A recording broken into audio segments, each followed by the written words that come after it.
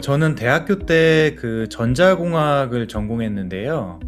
그 디지털 신호처리란 과목에 좀 흥미를 느끼면서 자연스럽게 대학원에 관심을 갖게 됐습니다.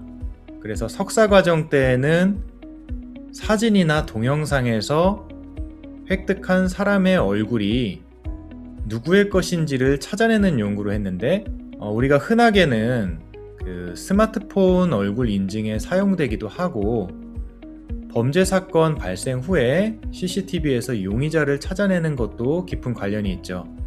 그래서 박사과정에 이제 진학을 저는 하게 됐고, 얼굴 인식의 주제를 조금 바꿔서 얼굴 표정 인식이라는 연구를 하게 됐습니다.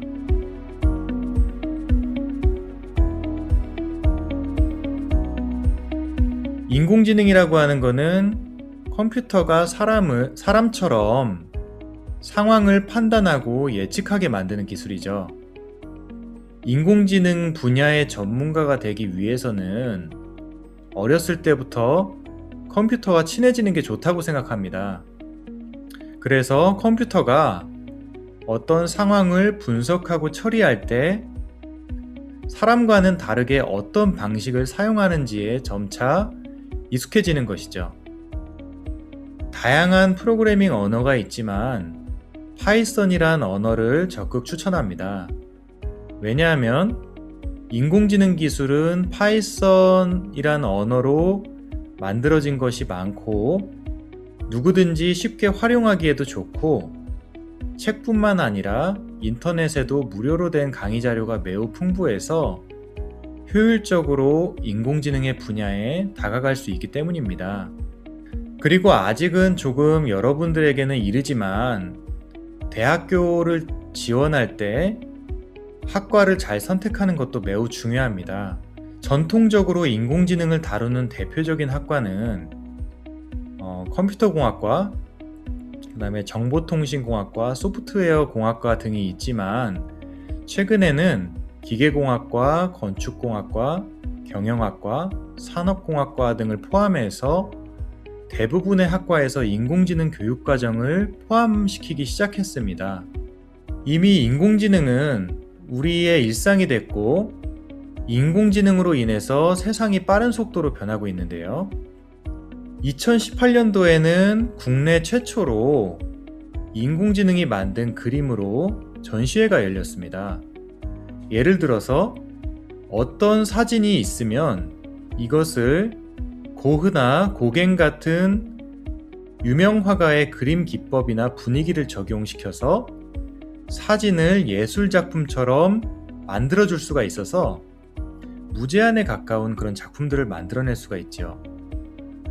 그리고 최근 가상의 AI 걸그룹이 데뷔하고 있는데 수많은 가상의 아이돌 중에서 투표를 통해서 최종 멤버들을 선정한 사례가 있었습니다. 뮤직비디오는 벌써 수십만 회의 조회를 기록하고 있고 멤버별로 인터뷰도 촬영하였는데 얼굴 표정이나 말할 때 입모양이 정말 많이 자연스럽고 진짜 같아졌습니다.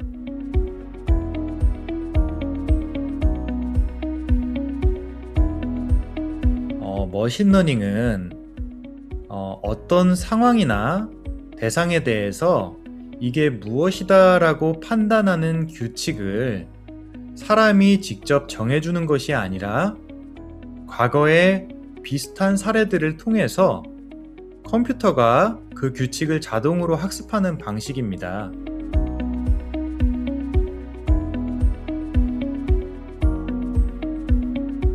현재 수준의 인공지능 로봇의 경우에는 대부분 프로그램된 범위 내에서만 동작을 하기 때문에 그 행동의 범위를 어느 정도 예측할 수 있습니다.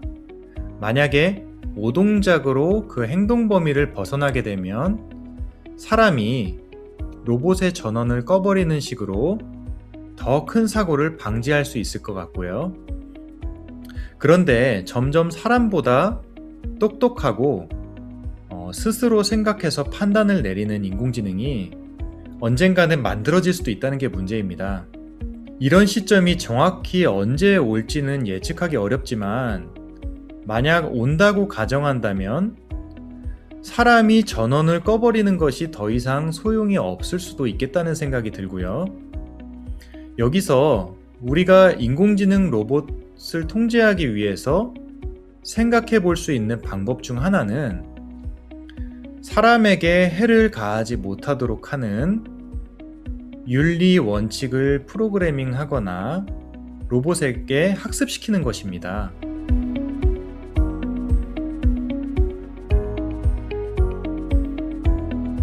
인공지능은 굉장히 재밌지만 동시에 쉽지 않은 연구 분야인데요. 가장 큰 이유는 인공지능이 굉장히 빠른 속도로 발전하고 변화한다는 것입니다. 그래서 인공지능의 발전과 트렌드를 끊임없이 부지런히 공부해야지만 따라갈 수가 있습니다. 인공지능 수업을 할 때에도 최신 트렌드를 반영해야 하고 인공지능 연구를 할 때에도 최신 기술을 따라가야 하니까 아무래도 더 부지런해져야겠죠.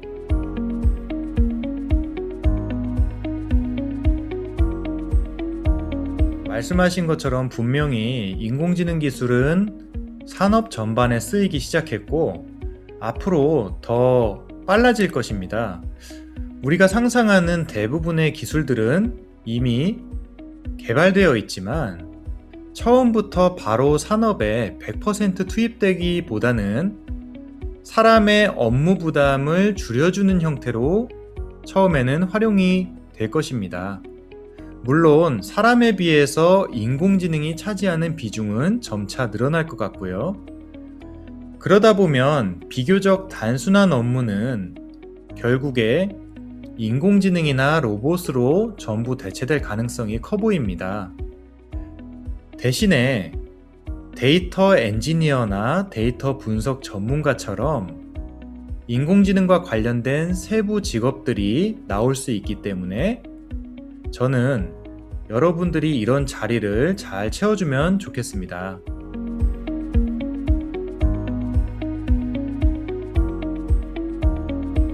최근에는 인공지능의 발전으로 기업들이 사람들의 데이터를 수집하고 축적하는 일에 관심이 많습니다. 결국 고객이 무엇을 원하는지를 데이터 분석을 통해서 찾아내고 더 많은 제품과 서비스를 팔기 위한 거겠죠.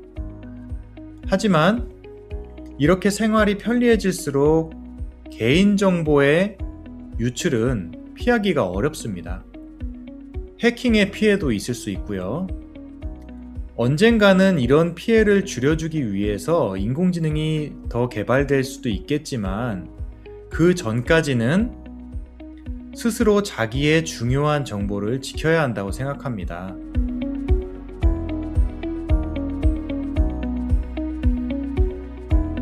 개인적으로 우리나라가 선진국 수준으로 가는 길목에 있다고 생각하는데요. 객관적인 지표로 보면 논문 편수 같은 양적 수준은 높은 편이지만 아직 인용되는 횟수와 같은 질적 수준은 미국과 같은 선진국과 비교하면 조금 떨어지는 것 같습니다. 하지만 우리나라가 변화하는 양상을 보면 앞으로 발전 속도가 굉장히 빨라질 것 같습니다. 한 가지 예로서 최근에 기업들에서 IT 개발자에 대한 연봉을 대폭 인상시키면서 인공지능을 포함한 IT 개발자에 대한 대우가 달라졌음을 체감할 수 있었고요.